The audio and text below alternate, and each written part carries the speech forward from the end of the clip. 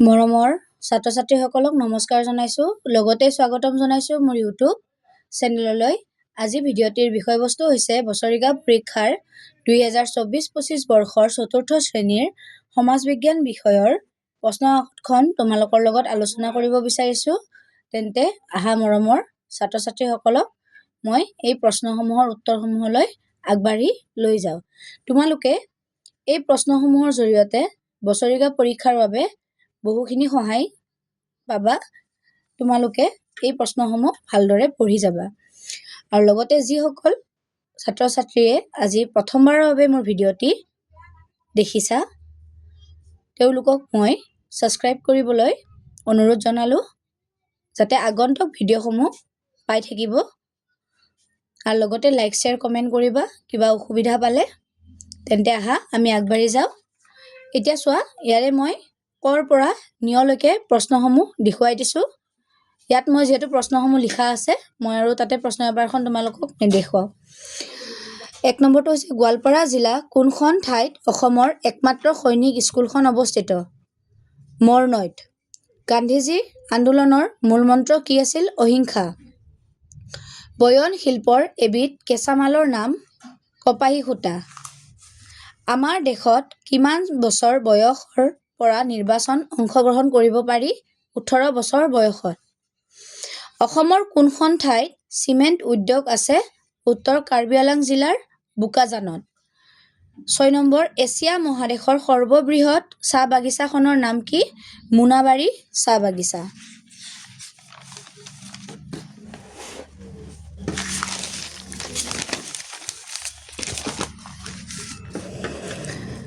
7 number Karbi Anglong জিলাৰ আটাইতকৈ ওখ শৃংগটোৰ নাম কি? ডম্বুবাছ। এইটো তোমালোকৰ নালাগে, এইটো প্ৰশ্নটো মই কাটি দিছোঁ, এইটো নালাগে। তাৰপিছত বাক্সা জিলা কোনখন ৰাষ্ট্ৰীয় উদ্যান অধিকাংশ অৱস্থিত? মানস ৰাষ্ট্ৰীয় উদ্যান। ভৈৰৱকুণ্ড কোনখন জিলাত অৱস্থিত? ওদালগুৰিত। তাৰপিছত প্ৰশ্নটো আহিলে 2 নম্বৰ। 2 নম্বৰত আছে এটা খালী ঠাইবোৰ কৰা। সম্পূৰ্ণ বাক্যটো লিখিবলৈ দিছে। মানে আমাৰ সম্পূৰ্ণ বাক্য কিছুমানে কি লিখে, ক নম্বৰ দি অকল উত্তৰটো লিখি দিয়ে। তোমালোকে সম্পূৰ্ণ বাক্যটো লিখিবলৈ যত্ন কৰিবা। দক্ষিণ শালমৰা মানকাছাৰ জিলাৰ সদৰ ঠাই হ'ল হাটশিঙিমাৰী। 6 নম্বৰ চিৰাং জিলা 2003 চনত গঠন হৈছিল।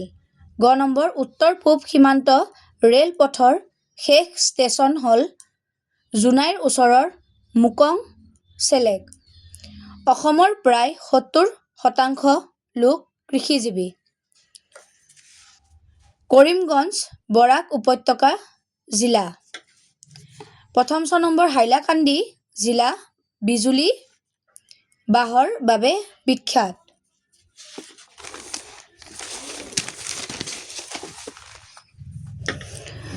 দ্বিতীয় 6 নম্বৰ আশাৰীকান্দি নামৰ ঠাইখন মৃৎ শিল্পৰ বাবে বিখ্যাত। বৰ্গেট নম্বৰ পাভৈ অভয়াৰণ্য লখিমপুৰ জিলাত অৱস্থিত।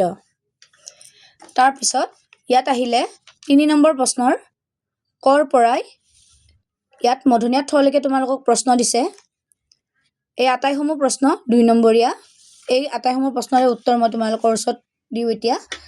অসমৰ কোন দুখন জিলাত চূণশিলৰ খনি আছে? কাৰ্বি আংলং আৰু ডিমা হাছাও জিলা। 6 নম্বৰ শোণিতপুৰ জিলাত অৱস্থিত দুটা ঐতিহাসিক কীৰ্তি চিহ্নৰ নাম লিখা। মহাভৈৰৱ মন্দিৰ, অগ্নিগড়।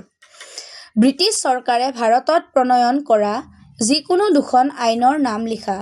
ভাৰত ৰক্ষা আইন আৰু ৰাওলাট আইন। ঘ নম্বৰ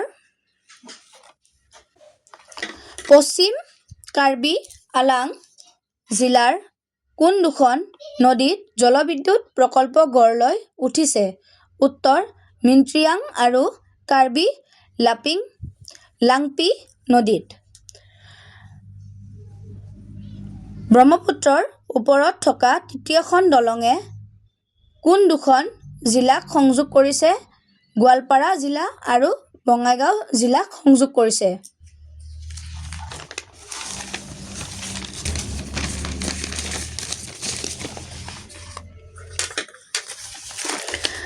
প্ৰথম ছ নম্বৰ পাটি শিল্পৰ বাবে বিখ্যাত অসমৰ দুখন জিলাৰ নাম লিখা। উত্তৰ কৰিমগঞ্জ আৰু গোৱালপাৰা জিলা।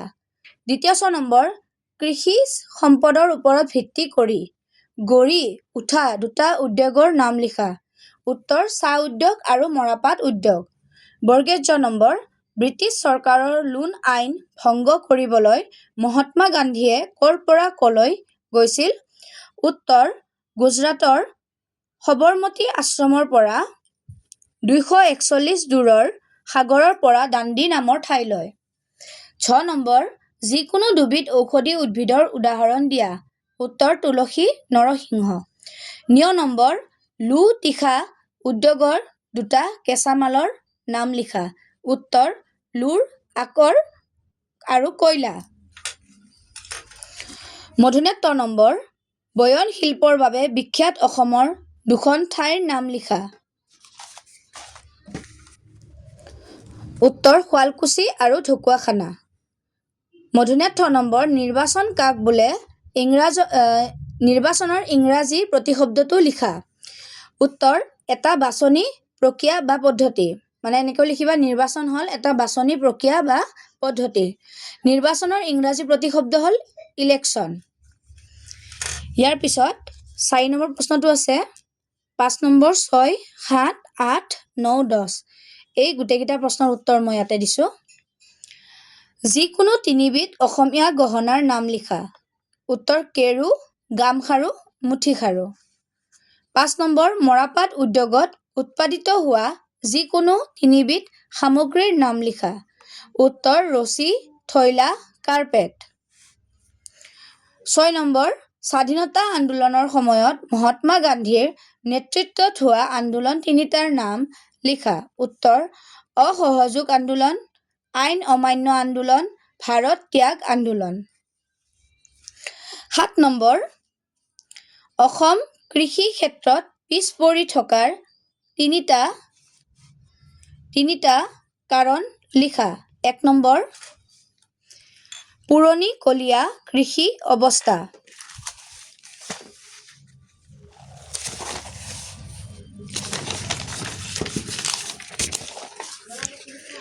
২ নম্বৰ চৰকাৰী ঋণৰ অভাৱ।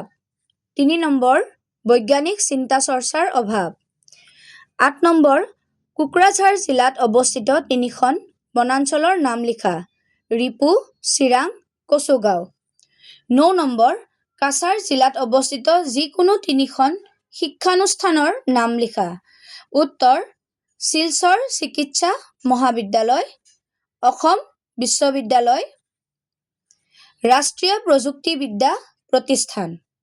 ১০ নম্বৰ কয়লা খনি থকা অসমৰ যিকোনো তিনিখন জিলাৰ নাম লিখা। উত্তৰ তিনিচুকীয়া, শিৱসাগৰ, কাৰ্বি আংলং।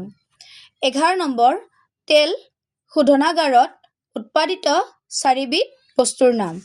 এইটো তোমালোকৰ ৪ নম্বৰ পৃষ্ঠাত আছে। ১১, ১২ আৰু ১৩টো। ১১ নম্বৰটো ক'লোৱে মই উৎপাদিত ৪বিধ বস্তুৰ নাম হ'ল পেট্ৰল, ডিজেল, কেৰাচিন, ৰন্ধন গেছ। ১২ নম্বৰ কুটীৰ শিল্পৰ যিকোনো ৪টা সুবিধা লিখা। কুটীৰ শিল্পৰ নিজৰ ঘৰতে গঢ়ি তুলিব পাৰি। কম সংখ্যক শ্ৰমিকৰ প্ৰয়োজন হয়। কুটীৰ শিল্পই প্ৰাকৃতিক পৰিৱেশ নষ্ট নকৰে। উৎপাদিত বস্তুৰ বেছিভাগ স্থানীয় বজাৰত বিক্ৰী কৰিব পাৰি। ১৩ নম্বৰ অসমৰ বনাঞ্চলত পোৱা ৪বিধ চৰাইৰ নাম লিখা। উত্তৰ চিলনী, মইনা, কুলি, কেতেকী। এতিয়া আমি ১৪ নম্বৰটোলৈ যাম আগবাঢ়ি। ১৪ নম্বৰত যিহেতু আমাৰ চমুটোকা আছে, কাঁহ পিতলৰ শিল্প, চাহ উদ্যোগ বা বেতৰ শিল্প। ইয়াত মই তোমালোকক বেছি দিয়া নাই যিহেতু চমুটোকা হয় আৰু তোমালোক বেছি ডাঙৰ ক্লাছৰো ল'ৰা ছোৱালী যিহেতু নহয়। যিটো তোমালোকৰ ইম্পৰ্টেণ্ট মানে কাঁহ পিতলৰ শিল্পৰ যিখিনি তোমালোকে জানিব লাগে কথা সেইখিনিহে দিছোঁ মই। ইয়াতকৈ আৰু বহুখিনি আছে, বহুখিনি লিখিবও পাৰিবা, কিন্তু চমুটোকা যিহেতু চমুকৈ আমাক টোকাহে লিখিব দিছে, সেইবাবে মই চমুকৈ লিখি দিছোঁ। কাঁহ পিতলৰ শিল্প অসমৰ দুখন ঠাই কাঁহ পিতলৰ শিল্পৰ লগত জড়িত। বৰপেটা জিলাৰ সৰ্থেবাৰী কাঁহ শিল্পৰ বাবে আৰু কামৰূপ জিলাৰ হাজো পিতলৰ শিল্পৰ বাবে বিখ্যাত। 6 নম্বৰ, চাহ উদ্যোগ। অসম চাহ উদ্যোগৰ বাবে বিখ্যাত। অসমত প্ৰায় 800খন সৰু ডাঙৰ চাহ বাগিচা আছে।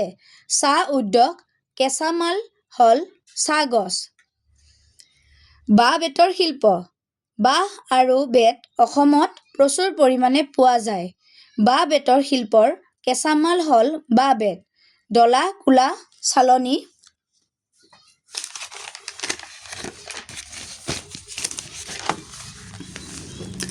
মাছ মৰা সঁজুলি আদি আচবাব তৈয়াৰ কৰিব পাৰি।